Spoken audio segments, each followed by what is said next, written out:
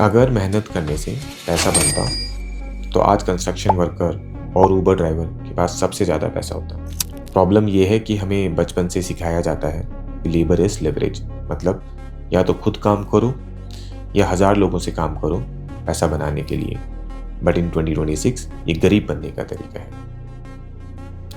अमीर बनने के 3 तरीके हैं। पहला है लेबर, जो बहुत मुश्किल है।